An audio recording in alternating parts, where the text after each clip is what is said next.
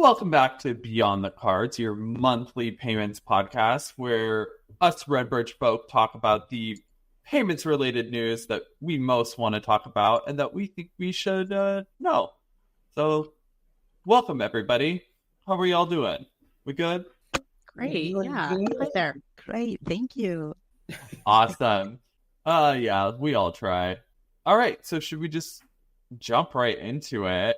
So our first story is up from the payments dive from Patrick Cooley talking about another divorce in the Fiserv plural marriage, I guess you could call it. But it seems like Fiserv and Wells Fargo will be ending their joint venture.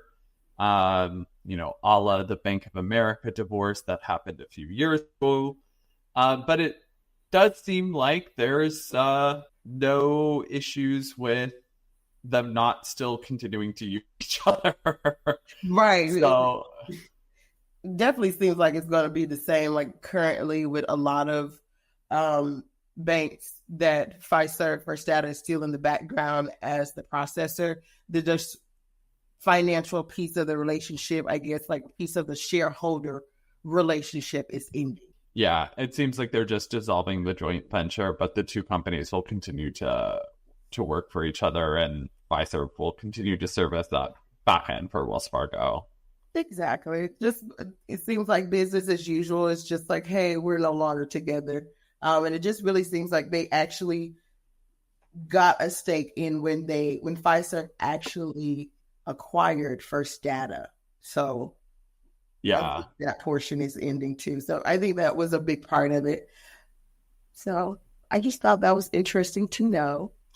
Yeah. I mean, it's definitely under like what we would consider like the Fiserv alliances. So it seems like that alliance is not changing. It's just the fact that there will not be like an ownership stake. Exactly. But don't you think that it's a first step also from starting and to pivot from a traditional partnership, with American banks to something more flexible, maybe something more focused on digitalization and innovation in payment processing with other companies? Don't you think that it's something that is just a trend that is started and that maybe will end to something else in a way? Hard to say because Bank of America is still a Fiserv alliance, right? So like they have a small business platform that they created that is their own, but they don't have like many or any enterprise merchants on it. So it could be something that maybe Wells Fargo wants to innovate and have some stronger ownership over that part of what they feel is their portfolio.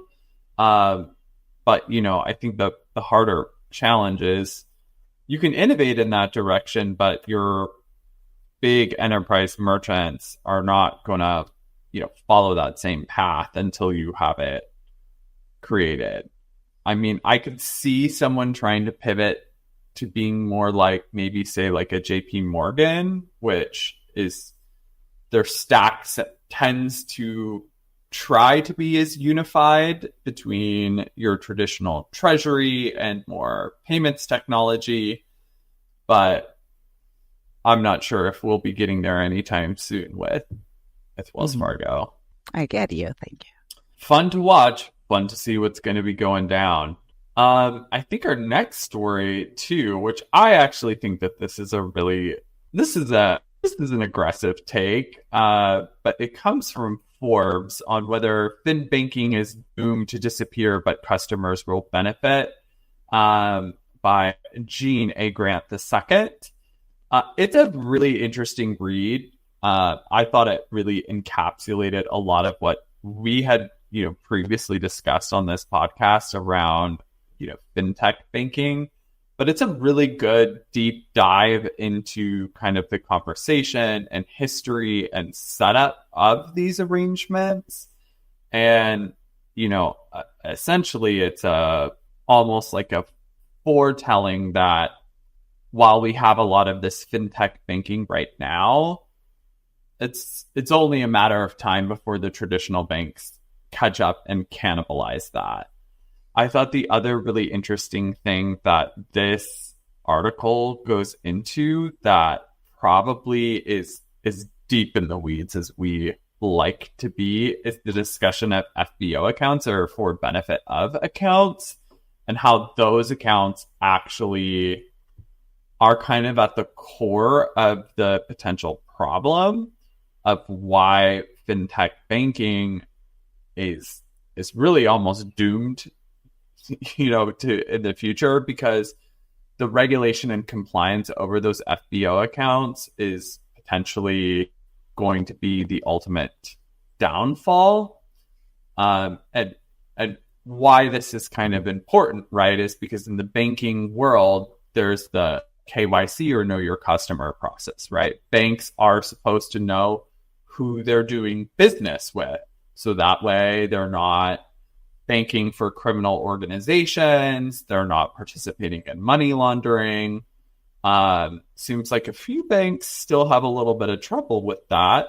But essentially these fintech banking partners, right, they are holding and separating out balances for customers that they rapidly put through essentially a KYC process, or lack thereof a KYC process, and then they can commingle all of those funds in an FBO account. So the bank actually has no idea who that money belongs to. Only the fintech provider does. And so at some stage, if anything bad happens, the bank is like, well, I don't really know what to do with all of this money. And so is there going to be stricter banking regulations coming from either, say, the Consumer Protection Bureau, especially in the relations of the Synapse, Yada, Evolve Bank issue, right, which is totally mentioned in this as well, is that eventually just going to kill the whole prospect? Well, one thing that is... I was going to say, if anything, it's going to definitely weed out some of the fintechs that aren't having the same, level of compliance standards.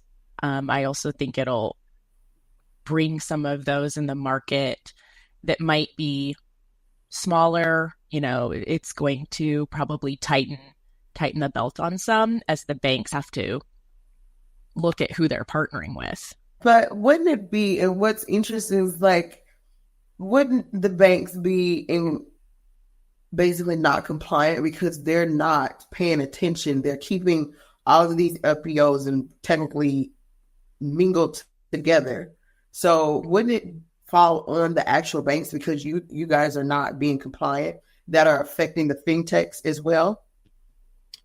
Well, that's basically, but I think what this author is saying is like the regulation is closing in on this, right? Mm-hmm. Like, and it's going to close into a point where it's just going to choke it out. And the banks aren't going to do that unless these fintech providers move and actually open individual accounts with that bank for those individual users.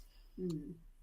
And I don't know if you caught like the slight jab that the author took at potentially some VC funding, right? Which is, when capital was cheap, all of these fintechs basically blew up and survived because they had a lot of crowdfunding VC capital pouring in, but the actual money-making mechanisms and the actual maintenance aspect of it, right?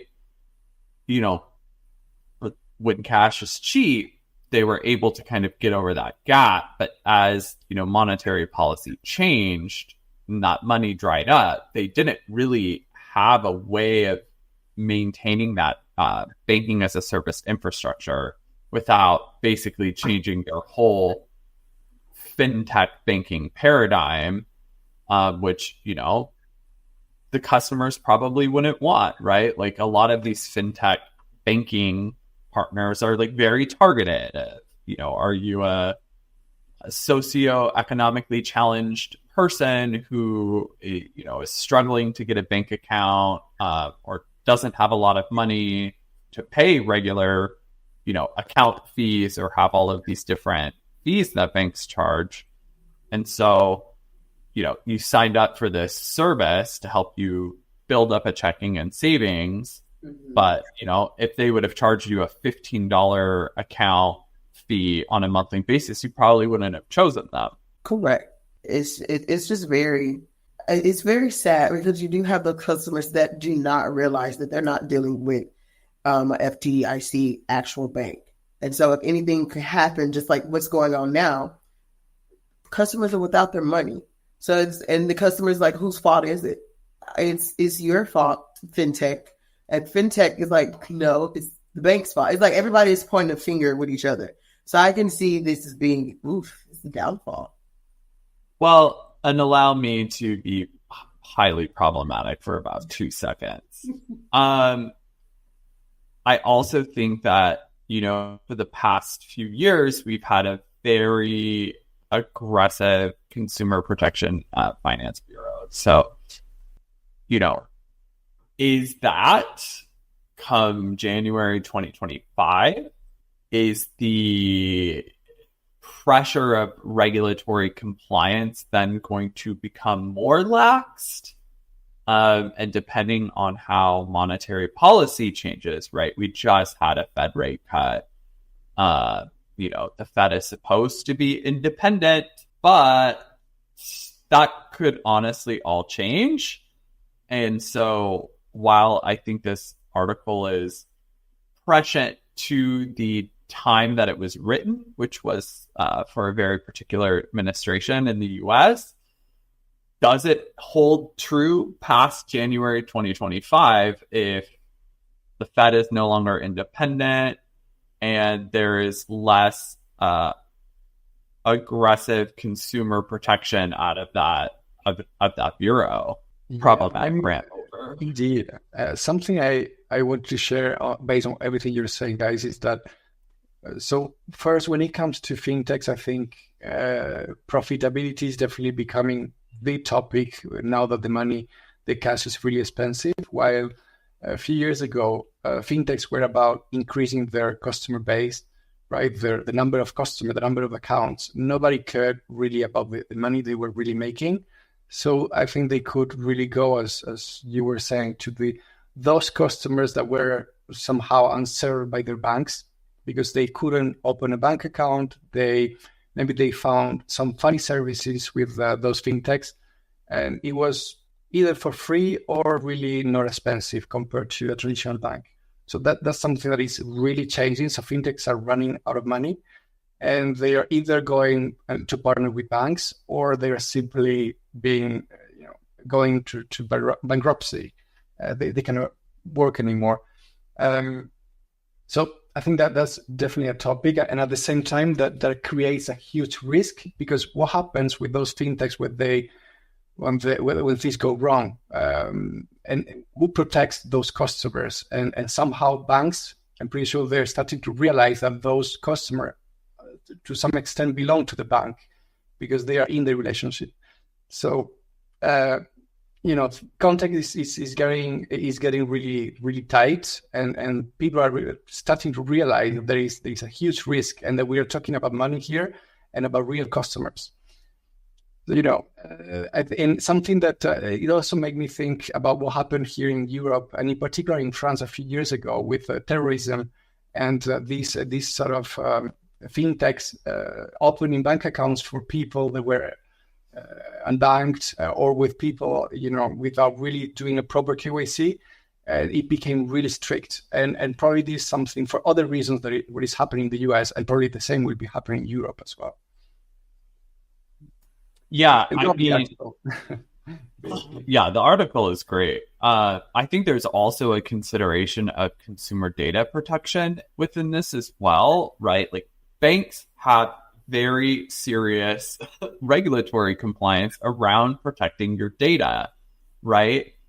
A fintech does not necessarily have that same requirement to protect your data. So there's also concern about if these companies fold, and they're trying to recover assets, or they're trying to basically get sold off, right? Just then all of the data related to their customers, does that have a value? Can someone buy that, right? Like, well, we know what all of these customers, we know all of their spending and savings habits. So I have concerns over, consumer data protection as well. If you're not in a strongly regulated industry, who's protecting your data? That is a good question, but I think some of the fintechs too. I read a little bit more deeper into these, that fintechs normally and generally work with small banks just to really just keep them alive, right? And to avoid the regulations that these big, Wells Fargo, they have to go around it. So I think that is becoming a more and more bigger issue too, for, like you said, the privacy, the security of the data. So I believe that is one of the biggest issues as well. But their fintechs are going to smaller banks, and those smaller banks are partnering with them because it's like that's the only way they can compete with a Bank of America, anything like that. Yeah. The smaller banks, right? They're looking to grow. They're looking to find new revenue sources, and so these types of arrangements are very attractive to them. But also at the same time, you don't have the same amount of resources to dedicate to maintaining those connections. Speaking of growth in payments, we've got an article out of Fintech magazine, which is basically covering a Boston Consulting Group's assessment on the payments industry reported by Louis Tomset here, which is basically saying that there is a slowdown that's predicted to happen by 2028, with essentially the compounded annual growth rate coming down from 9% to 5% by 2028. And this, I feel like, is a very investor forward article, which is basically like, if you're looking for high growth and you're looking for fast and big returns in the next 5 to 10 years, payments companies may not be, spurring on that rapid, intense, meteoric growth, because the market's starting to get saturated, right? And these numbers are nothing to shake at, right? Like, all right, still by 2028, the market will grow from 1.8 trillion to 2.3 trillion, right? Those are massive numbers. It's more so, at least my read on this is that it's more so about if you're looking for growth. I think what's kind of funny, and it made me kind of laugh, is we just covered an article that had a very negative outlook on fintechs as the continuing on of banks. And this article kind of says the opposite, that actually fintechs are going to outpace banks. I think the thing that this article from Fintech magazine doesn't really cover in that conversation is what the other article covered really well, which is regulation. Any other thoughts from anybody else? Yeah, I would like to also say that I think, as we can see the graph, 21, the COVID years were crazy from a valuation perspective. I think it was just so unreal. But now it's time to think much more realistically. And now, as we were saying, that the cash is expensive, things tend to make much more sense. And even there, we see how big players like Stripe or Adyen still have quite surprising forecast. And even though they have those forecasts, they are seeing their valuation getting a bit lower. And the reason is indeed because investors were thinking for some reason that those volumes would never stop increasing. And so overall, I think fintechs is still great and will still be great in the years to come, but mostly for the big players that have money, or the smaller players will need to partner with banks. I think that's some of the conclusions that I also take from those two articles. Yeah, I agree with you, Gab, on the larger ones. I think we are seeing, Stripe, Adyen, where I think they're trying to still be, guess you could say, nimble. And if they see an opportunity that they don't necessarily offer, or there might be an area for growth, these high demand, like the buy now, pay later still seems to be very much one of those areas. They're working to build that in, under their umbrella. So I think the ones that are going to keep trying to produce those growth numbers, they're looking for anything that's out there and acting as quickly as possible.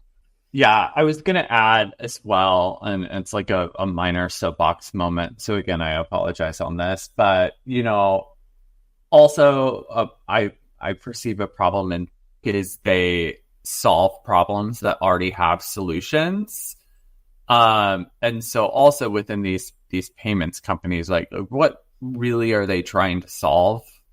And is it a problem that there's already a adequate and very viable solution that works?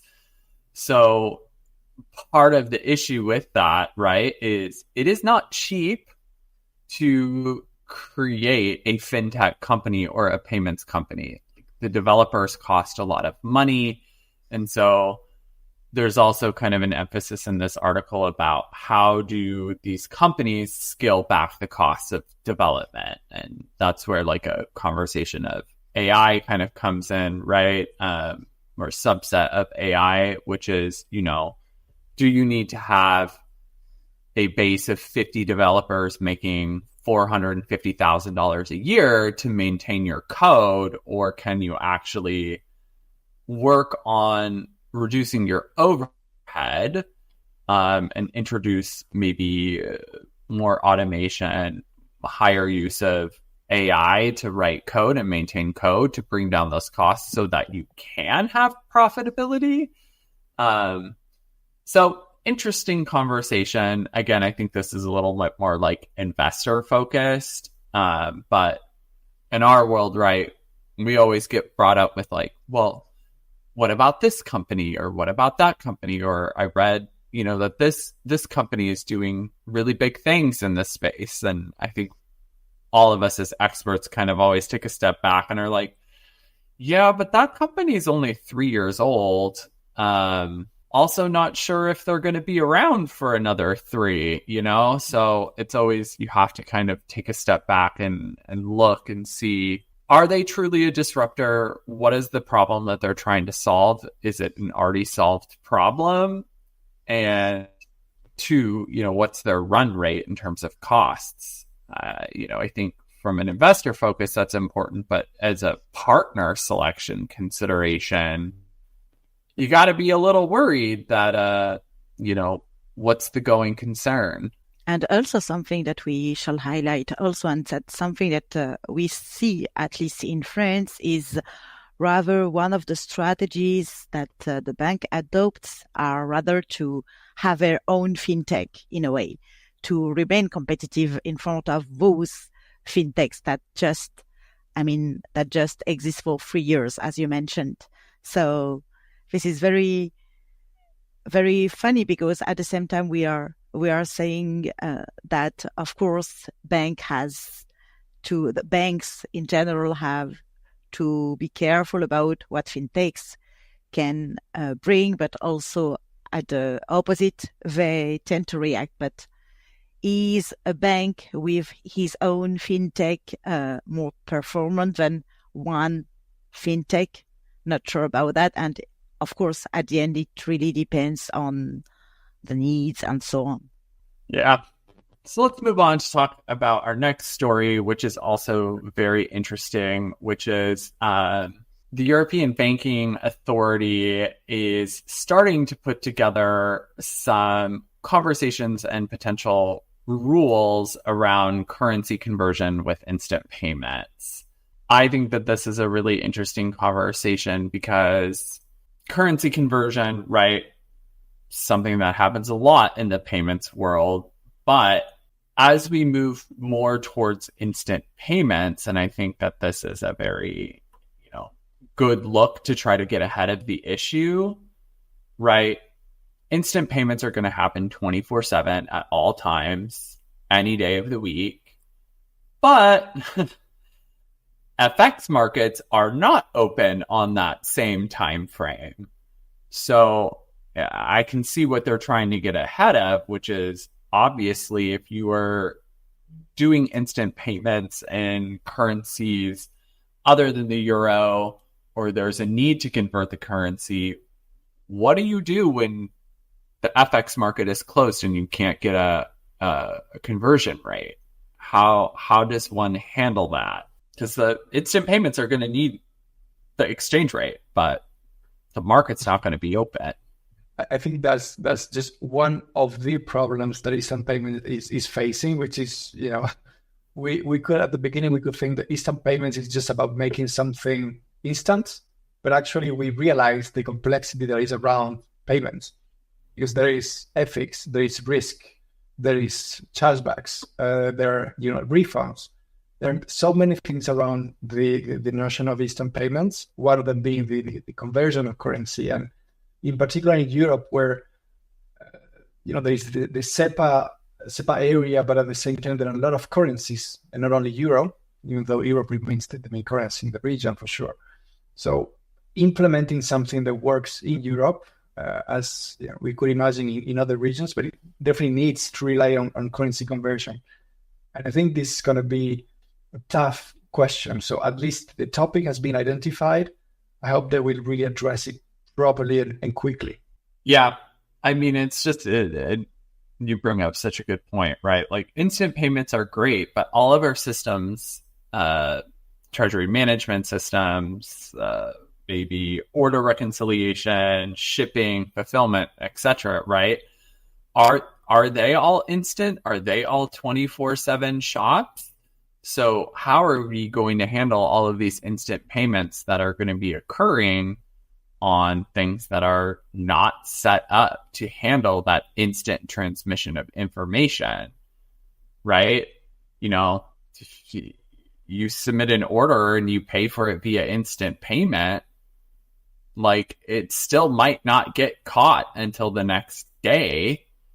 So there's, I think, a lot of issues related to instant payments are moving along, chugging along, coming to the forefront. But are all the other ancillary components of supporting a world that has instant payments, are they ready for them? And I mean, this basically is saying, no, here's a major flaw in the machine. There's not going to be any FX, and you're not, potentially not going to be able to take as advantage, or you may be harmed by not having instant access to exchange rates for all of your instant payments. Love to see what Europe comes up on that. Maybe time for the Fintechs to come in.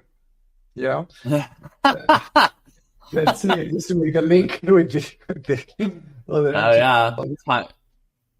Time to create a fintech around specifically providing foreign exchange rates for instant payments.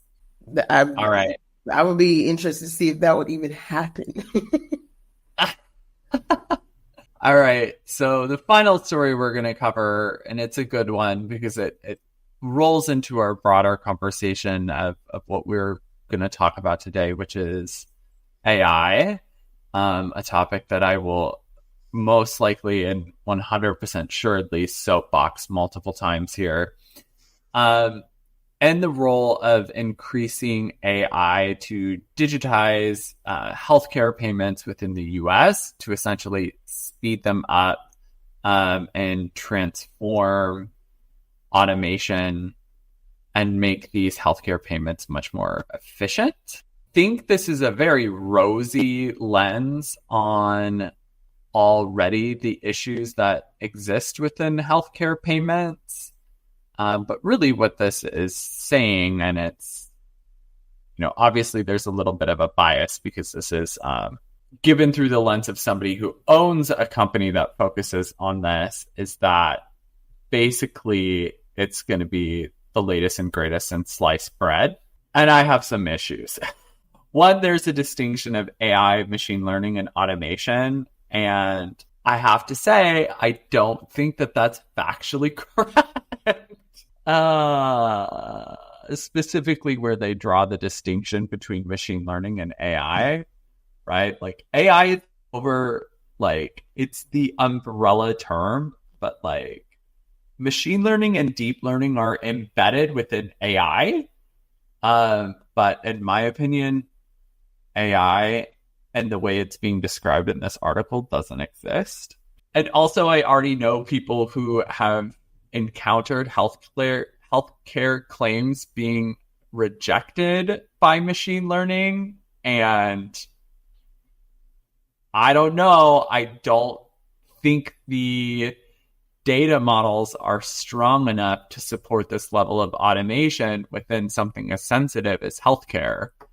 I don't think so either, but they're still going to rely on the financial institutions to help them, and they're going to lean on them heavily still when it comes to the machine learning and the AI and the risk and all of that. So, and how to handle some of those transactions. So, what? I don't know. I mean, listen, there's already still so much paper in healthcare between EOBs, etc. Healthcare, I mean, we know from our cash management side of our business that paper is still widely used in the healthcare industry. So, I mean, it really, there's kind of a prerequisite here, right? Which is how quickly and how efficiently do electronic health records, electronic medical records, electronic EOBs, right? How efficiently do those get rolled out? And that's going to depend on a lot of other industries catching up. It is. It just seems like, although they're trying to make it easier, it seems like it's going to be more complicated. Just seems, because healthcare is got too many moving parts and it's complicated already. So, they're trying to probably make it easier and better, but I think it could make it a little more complicated. Yeah, and just diving into this, like the guy basically describes machine learning twice and makes a very interesting distinction between AI and machine learning. They are part of each other.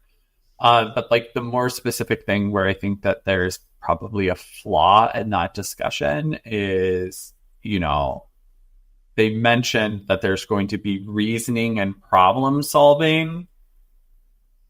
That's not actually how AI works. Like, there is no thinking involved, right? It is making a determination based off of the data set that it's been fed. It's not actually thinking or reasoning. That doesn't exist. Nor do I think that they have a solution that actually does that. Bring on the angry comments of people who want to discuss this with me. But he basically just describes machine learning twice. He repeated himself multiple times in different ways. But I think what he meant also is really that, of course, those technologies will enable to reduce, the global costs. Of course, it can enable to minimize everything regarding the payment delays, for instance, and also when it comes to the patient, the customer experience here will rather be the patient experience. Of course, it can improve it, but I mean, in an overall way, in a way. But we shall figure out when you have to treat the data and how healthcare is sensitive sensitive to the nature of this healthcare related data. All these technologies remain a little bit critical, regarding security and compliance of this data especially. So we shall be very careful. That's what I got, from this article. Of course, I totally get you regarding the machine learning and all these definitions, but this is what I had in mind regarding this article. So that's a great segue into, I think, our main topic, right? Which is, I don't think you could have made it through 2024 this year and not have had AI disruption basically shoved down your throat. And it is pretty rampant within the payments world. So I think one of the things that we want to discuss and break down, right, is where do we see AI, again, umbrella term, most likely machine learning. Where has it been successfully used? Industry? Is it going to be a game changer? And really, what is the difference between what these companies are saying they're capable of doing and what is the real application?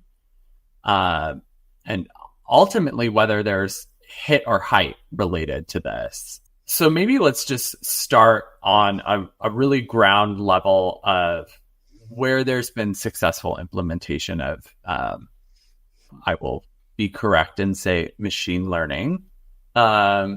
Within the payments industry. And I think the easiest and clearest example is anti-fraud algorithms.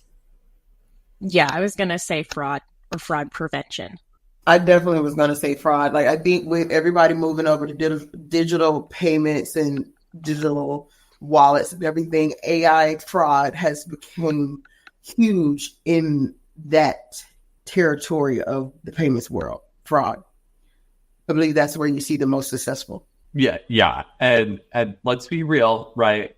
AI as a concept within computer science, right, has existed for decades. So when we're talking about machine learning algorithms to identify a fraud, they've been around for decades, right?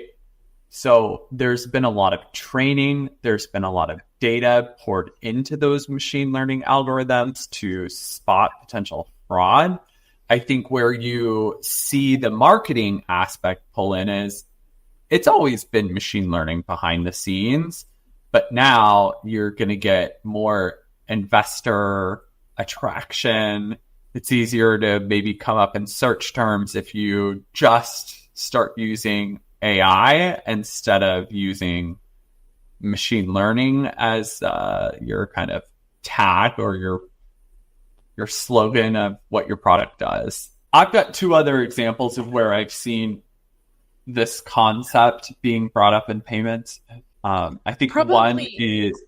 Oh, go ahead, Chelsea. Oh, sorry. I thought you were going to ask, does anyone else have any? So... Oh, no, I mean... You're like, I'm going.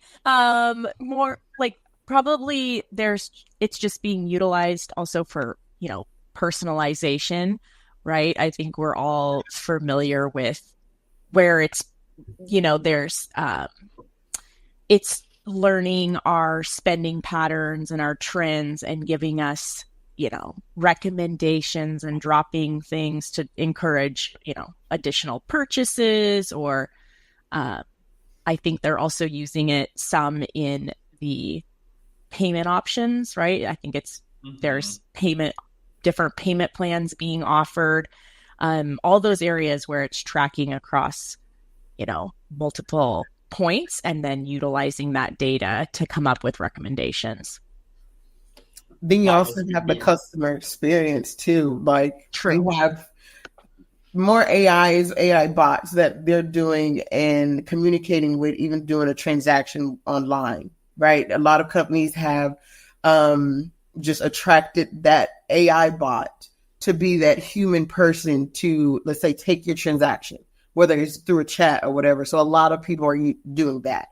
I don't do it, but I would not be doing that. But I was about to say, I agree, Charles. That's one of the other areas I've seen it being suggested, which is in checkout conversion by suggesting the payment method the customer is most likely going to use. I don't know how I feel about that. Like, is that really something that can be done? Well, I mean, we always tell people to put debit card first. Yeah. I mean, that's kind of my point, right? Which is, to some extent, yes, it may have a particular benefit in certain industries where there's maybe a lot of substitutes, or you're trying to accelerate the buying process. Like maybe it's a timed checkout or something like that, right? I was just watching a thing on TikTok live shopping where they're like, all right, only 5 more minutes left on this deal, so make sure you enter in your payment fast. Or if you want to be the person who gets this, it's like whoever can enter their payment the fastest, right? That could be an interesting application of it, where it's, you know, it's going to honestly depend on probably the acquirer being used in the background to be able to supply that information, to be like, oh, well, we know Chelsea Kukuk almost always for this type of retail purchase uses her Barclays airline card. So suggest to put in her Barclays airline card, or pull in credentials from somewhere to auto suggest that. Maybe that could be a thing, but also to your point, Chelsea, like, do merchants really want payment options being auto-suggested? And because what if it's the most expensive payment option every single time? Yeah. Which they could be suggesting that just, you know, they want everyone to use their private label card. Yeah. So they recognize anyone who already has, you know, I'm sure like Target debit, right? That always is going to pop up first if you have a Target debit card registered in your account. Yeah, but is that an AI suggestion, or is that based off of machine learning? Or is that a store suggestion to try to change your consumer behavior? And like, obviously, the thing about that is most machine learning algorithms, if not all, are black boxes, right? Like, you don't know how the algorithm came up with the suggestion. You can't reverse engineer it. It just figured it out. So if it's not working the way that you want it to work, right, it's constantly suggesting bad payment options. You have no way of changing it other than turning it off. The other one that I've seen brought up quite a bit is an authorization optimization, right?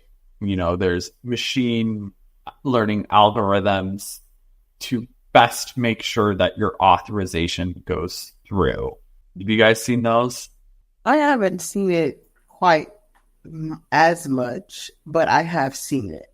I've seen some like last attempt one. I know that there's a company out there that does kind of like the last attempt, but I've also seen some that are more based off of, you know, oh, we can make sure that your authorization approves 99% of the time by, you know, making sure that we run through a machine learning algorithm to make sure all the data points that you submitted in your authorization for that particular issuer are all aligned in the correct way to make them more likely approve it. Yeah, to approve, not only to approve it, but to make sure that it is a faster processing time too. Yeah.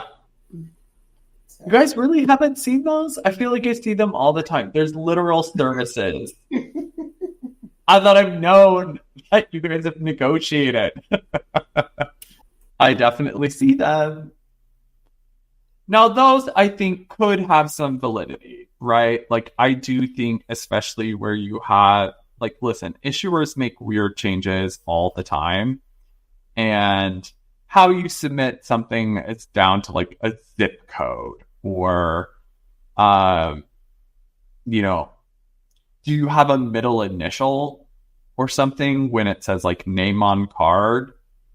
Are you Dan middle initial Carter? And if you didn't put that middle initial, my transaction has a higher chance of not approving, right? So I think that there might be some validity within that, because it plays into the machine learning algorithms that exist for approving authorizations from issuers, which are definitely and most certainly a thing. Have I told you guys my theory? No. What is your theory? I'm curious to know. I need an issuer to confirm whether this is true. I'm convinced that when you're trying to buy something and you have available funds or whatever, and your transaction is just not approving, and you call your bank and you're like, hey, I'm trying to like do this transaction at Nordstrom's, and like you keep declining the transaction. Can you like make it so it approves? I'm convinced they're not doing anything. Yeah, we talked about this, remember? Because I was trying to purchase something on my phone, and I tried I tried multiple cards eventually, and I called Chase, and they said that it was at the store. They said they couldn't see it. Yeah, I'm convinced it's not real. I don't know. I never called the store. I just gave up. So they lost, $80. Yes, but I would see the same thing because, like, wouldn't it be? What couldn't the bank see it though? It's going through the right. This is my point. It's going through the stream. Like, so why aren't you able to see this? Like, it has to hit you before it hits the stuff part. Yeah, like I'm convinced that they just say, like, yeah, just give us a few minutes, and then they like put you on hold. They say, hey, what's up to their friend next door, and then they come back and they go, okay, try again. Right. It's like, okay, and then it's like, oh well, no. So it's basically like, well, you didn't need to spend that $80 anyway, Chelsea. And you didn't. I did not. Actually, though, don't they do that if you have it set for, like, you can set like I'm traveling, I'm going to be in Texas, so don't decline Texas. Yes, like I think there's some then they can go switch it on and off. But, right. Even like if you're going internationally, you have to like let them know or so that you switch it on so you can use it. It's crazy. But just those domestic purchases that just randomly aren't working. I mean, if you work on the issuing side, and I am full of it, and that there actually is a system that you use and can like pull up our accounts and see the authorizations knocking at the door, and you are like manually approving it so that it goes through, let us know, because I'm convinced that nothing's actually happening. No, but I have to tell you, as I was used to working at the issuing level also before, I can tell you that sometimes, for example, when you're doing a payment, your payment is just locked or blocked at the acceptation point. So unless you have a kind of mobile payment platform or a kind of terminal payment platform, you see what I mean, which is not really visible, but your issuing bank, thus your issuing bank will not be able to see any of the trace of the transaction, because your transaction, really sometimes something went wrong at the acceptation point, and this is something completely invisible to the issuing bank. But the thing is that most of the issuing banks, some of them at least, do not tell this. You see what I mean? And they do not admit that they do not see all the transactions. I was about to say, sometimes I'm like, damn, they probably like, hey, put you on hold, this, that, and third, because sometimes your phone will tell you, and of course you can do a quick, yes, this was me. But sometimes it takes you through the, like, hey, Bob, but that's a fraud algorithm. Just turn it on. Yeah, that's a fraud screen though. I'm talking about like your nebulous do not honor issuer response where you're like, it's just like not going through. Like it's not triggering fraud. It's not triggering anything. It's just the issuer is not approving it. That's where I'm like, what's going on behind the scenes there? Yeah.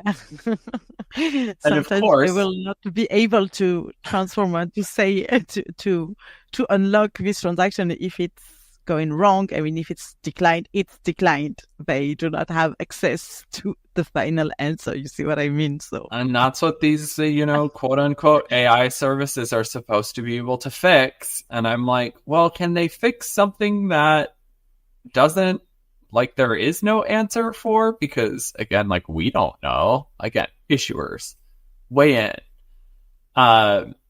So, I mean, I think our kind of stance is we definitely believe that the machine learning, quote unquote, AI products 100% work for fraud, right?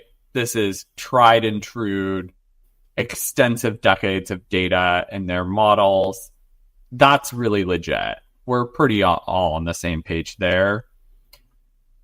Sounds like we're kind of quasi on the fence about this authorization uplift piece of how much of it is something that you could have probably fixed yourself or that honestly there is no answer for. And it sounds like we don't really believe in the payment method suggestion. And also, even if it, of course, there are a lot of proof of concepts also that are being developed. We have good results coming from some providers that tell us that these machine learning fraud detection is very efficient because it enables to reduce, the false positive, for example. The thing is that anyway, from anybody using this kind of technologies, they have also to keep in mind that it's a technology, as you mentioned earlier, that it's a black box. So you will not be able to very rectify or to adjust some things into this black box. But you have also to care about what is the potentiality and about some risks also associated to a change in the trend. You will necessarily have a kind of transition period so that your model is really effective. And when you have all the knowledge, and you will have to keep in mind all the knowledge associated to the use of those technologies to really be very happy with that. Otherwise, you can be also feel sad or being disappointed by those kind of technologies, because it's not a question only of using it, it's a question also of understanding it. Well, before I get on another soapbox, it's probably a good idea to end it here. So great job, everybody. Love always talking to you, and thank you for listening, and we will catch you next month.